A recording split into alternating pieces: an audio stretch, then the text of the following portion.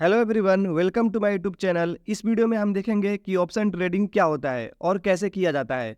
तो चलिए एकदम सिंपल लैंग्वेज में समझते हैं और ऑप्शन ट्रेडिंग से रिलेटेड जितने भी कीवर्ड होते हैं जो कि ऑप्शन ट्रेडिंग में आपको सुनने को मिलता है, जैसे कि कॉल पुट क्या होता है, स्ट्राइक प्राइस क्या होता है, आईटीएम, एटीएम, ओटीएम क्या होता है, प्रीमियम क्या होता है, एक्सपायरी क्या होता है और लॉट क्या होता है।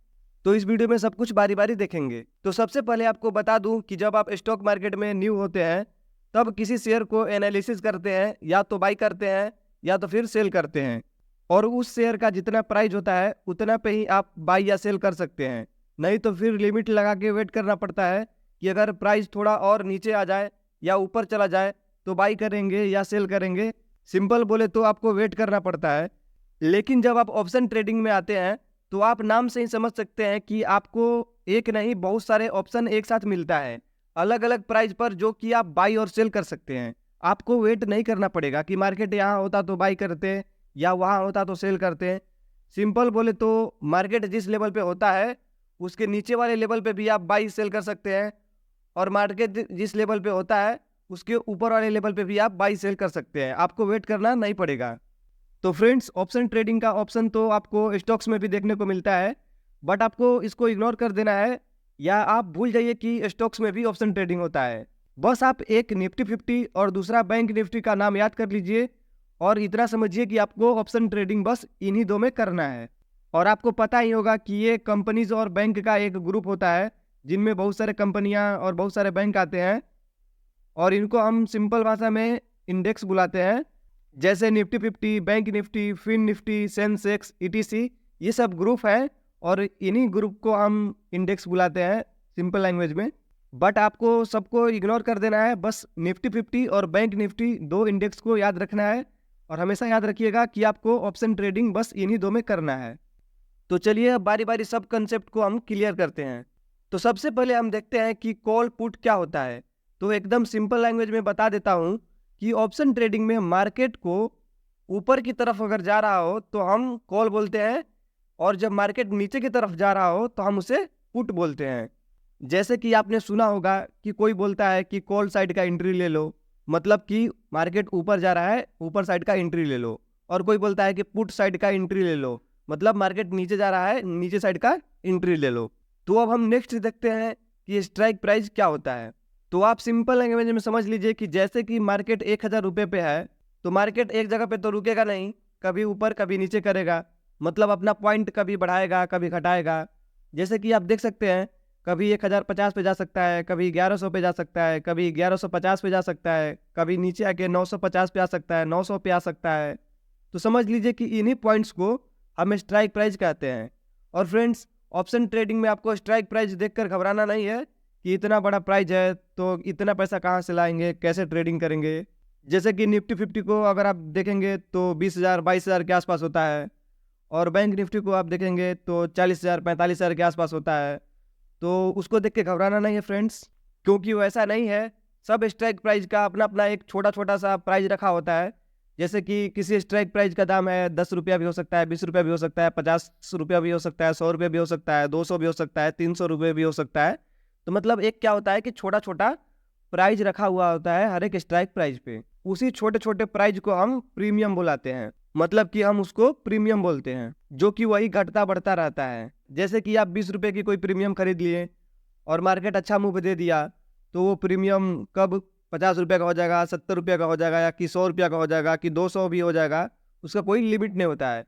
मतलब कितना गुना बढ़ जाएगा आप सोच भी नहीं सकते। तो फ्रेंड्स, अब हम देखेंगे कि लॉट क्या होता है। तो फ्रेंड्स, ऑप्शन ट्रेडिंग में आपको लॉट में बाई सेल करना पड़ता है। जैसे हम स्टॉक में क्वांटिटी जानते थे कि कितना क्वांटिटी खरीद रहे हैं, कितना क्वांटिटी बेच रहे हैं, वैसे ही फ्रेंड्स निफ्टी 50 में और बैंक निफ्टी में लॉट में बाई सेल होता है। और निफ्टी 50 में एक लॉट में 50 क्वांटिटी होता है, और बैंक निफ्टी में एक लॉट में 15 क्वांटिटी होता है। चलिए एग्जाम्पल से समझ लेते हैं। अगर निफ्टी 50 का कोई प्रीमियम 20 रुपये का है तो आपको एक लॉट लेने के लिए मतलब 20 × 50 करना पड़ेगा, मतलब 1000 रुपये देना पड़ेगा, क्योंकि एक लॉट में 50 क्वांटिटी होता है। तो एक क्वांटिटी का दाम 20 रुपये है, तो 50 क्वांटिटी का कितना दाम हो जाएगा, तो 1000 हो जाएगा। तो हमको क्या करना होगा, एक लॉट लेने के लिए 1000 देना पड़ेगा। अगर 2 लॉट लेना है तो 2000 हो जाएगा।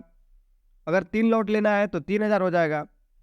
और यदि आपको बैंक निफ्टी का कोई प्रीमियम 50 रुपये का है तो आपको एक लॉट लेने के लिए 50 इंटू 15 करना पड़ेगा, क्योंकि एक लॉट में 15 क्वांटिटी आता है। तो आपका टोटल हो जाएगा 750 रुपये। तो आपको बैंक निफ्टी का एक लॉट जो कि 50 रुपये का है तो उसके लिए आपको 750 रुपये देना पड़ेगा। तो फ्रेंड्स ये तो बस एक एग्जाम्पल था, वैसे ही मतलब जितना का प्रीमियम होगा उसके अनुसार आपको पैसा देना पड़ेगा। जैसे कोई प्रीमियम 100 रुपये का भी हो सकता है, कोई 200 का भी हो सकता है, कोई 150 का भी हो सकता है। तो उसके अनुसार आप लॉट से मल्टीप्लाई करके उतना पैसा इन्वेस्ट करके आप ट्रेड ले सकते हैं। तो जैसे निफ्टी 50 का हमने 20 रुपये का कोई प्रीमियम लिया था तो वो 20 रुपये से बढ़ के 30 रुपया हो गया। तो आपको एक क्वांटिटी पे 10 रुपये का प्रॉफिट हुआ है तो 50 क्वांटिटी पे आपको होगा 500 रुपये का प्रॉफिट। अगर वही प्रीमियम गलती से कहीं 50 रुपये का हो गया होता तो आपको एक प्रीमियम पे 30 रुपये का प्रॉफिट हो रहा है।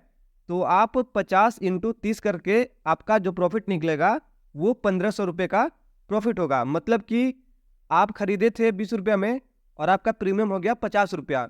मतलब कि आप 1000 रुपये इन्वेस्ट किए थे और आपको प्रॉफिट कितना का हो रहा है, तो 1500 रुपये का आपका प्रॉफिट हो रहा है।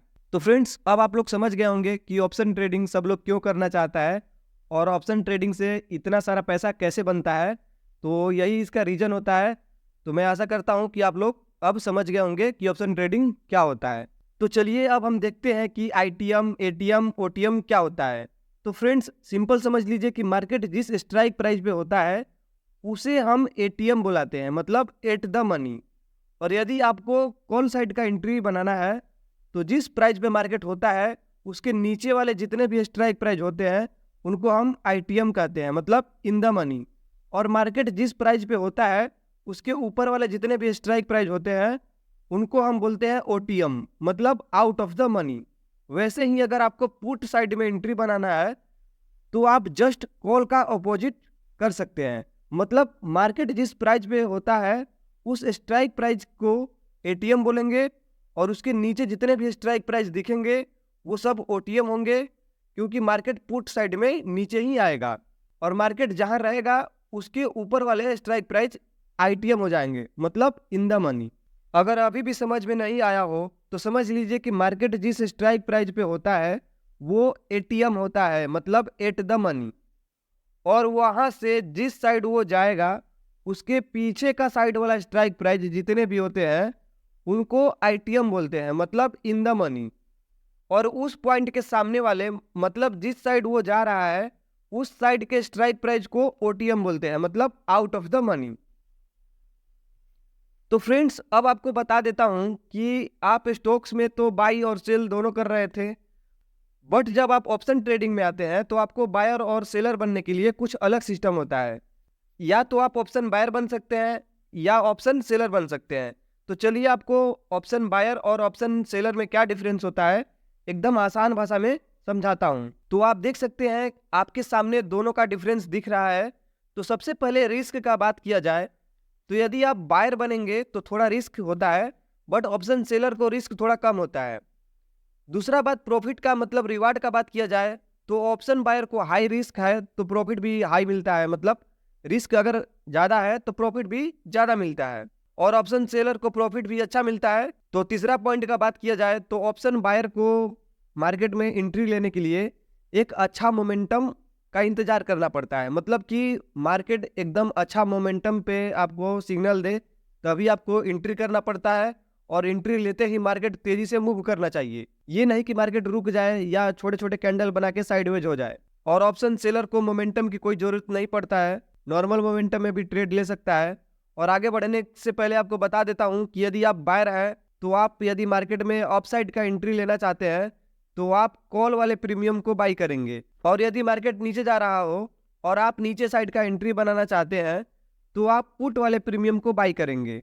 और जितना नीचे आपका मार्केट जाएगा उतना आपका प्रीमियम बढ़ेगा और आपको प्रॉफिट होगा। तो आप समझ गए होंगे कि यदि आप ऑप्शन बायर हो तो आप कॉल हो या पुट, मतलब मार्केट ऊपर जाए या नीचे जाए दोनों साइड में आपको बाई ही करना है, सेल नहीं करना है, क्योंकि आप ऑप्शन बायर हैं, ऑप्शन सेलर नहीं। जस्ट वैसे ही यदि आप ऑप्शन सेलर हैं तो आप कॉल हो या पुट दोनों को सेल ही करिएगा, ये नहीं कि बाई, क्योंकि आप ऑप्शन सेलर हैं, ऑप्शन बायर नहीं। तो मैं आशा करता हूं कि आप समझ गए होंगे। तो चलिए अब आगे देखते हैं कि यदि आप ऑप्शन बायर है और मार्केट में एंट्री ले रहे हैं तो एंट्री लेते ही मार्केट को तेजी से आपके साइड मूव करना चाहिए। मतलब आप अगर कॉल साइड का एंट्री लिए हुए हैं तो तेजी से ऊपर जाना चाहिए, और अगर पुट साइड का एंट्री लिए हुए हैं तो तेजी से मार्केट नीचे जाना चाहिए। अगर वो रुका रहता है एक जगह या छोटे छोटे कैंडल बनाकर साइडवेज हो जाए तो आपके लिए अच्छा नहीं होता, आपका प्रीमियम टाइम के साथ घटने लगता है। इसीलिए टाइम जो होता है बायर्स के लिए दुश्मन होता है, और यदि आप सेलर हैं तो मार्केट स्लो भी मूव करेगा तब भी आपके लिए प्रॉफिट होगा। इसीलिए सेलर के लिए जो टाइम होता है वो दोस्त जैसा होता है, मतलब कि टाइम जितना भी लगेगा उतना ज़्यादा उनको प्रॉफिट होगा। नेक्स्ट पॉइंट का बात करें तो बायर्स को प्रॉफिट के लिए बस एक रास्ता ही है कि मार्केट में जब वो एंट्री ले तो तेजी से मार्केट मूव करना चाहिए।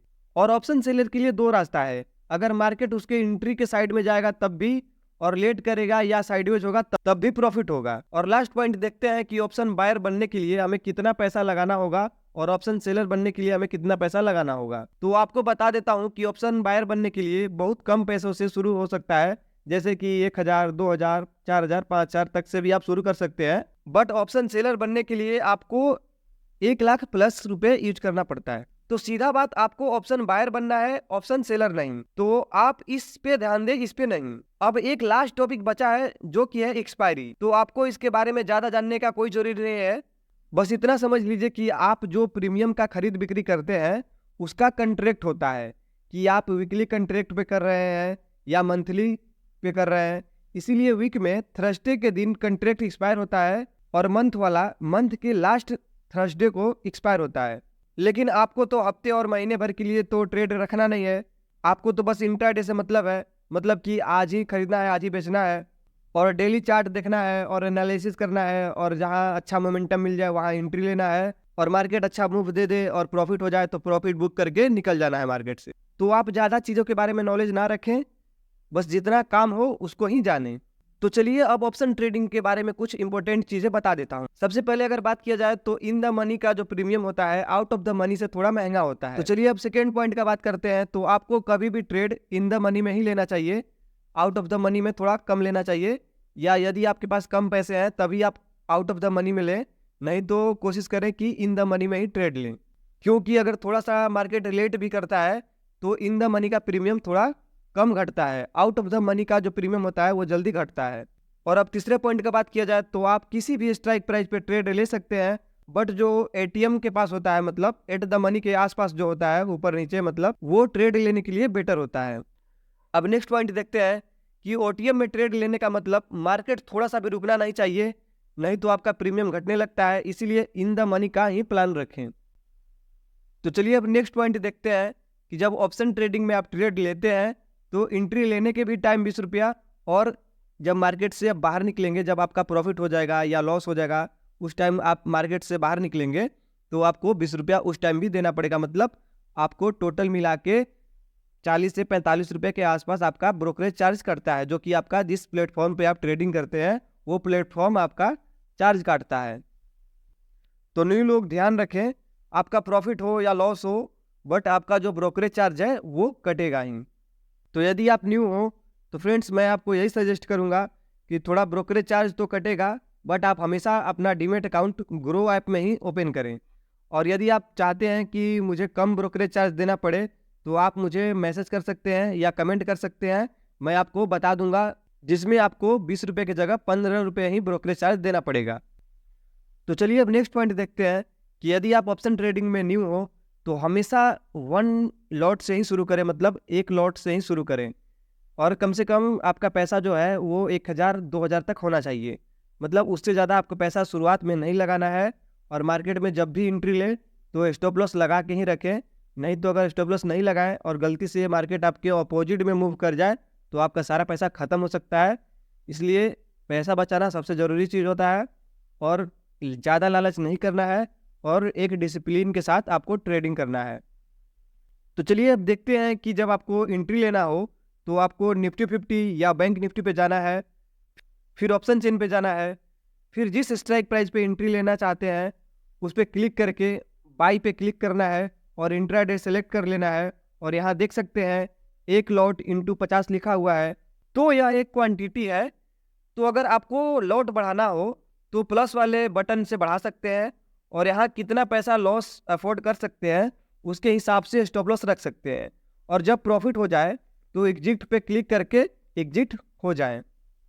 और यदि मेरे चैनल पे न्यू हो और फ्री में जीरो लेवल से सिंपल लैंग्वेज में ट्रेडिंग सीखना चाहते हैं तो मेरे प्ले लिस्ट से क्लास ले सकते हैं। और आगे भी मेरे साथ ट्रेडिंग से रिलेटेड टिप्स सीखना चाहते हैं तो मेरा चैनल ज्वाइन कर सकते हैं। और वीडियो कैसा लगा हो एक बार कमेंट में ज़रूर बता दीजिए। और आप कहाँ से हैं अपने स्टेट का नाम कमेंट कर दीजिए।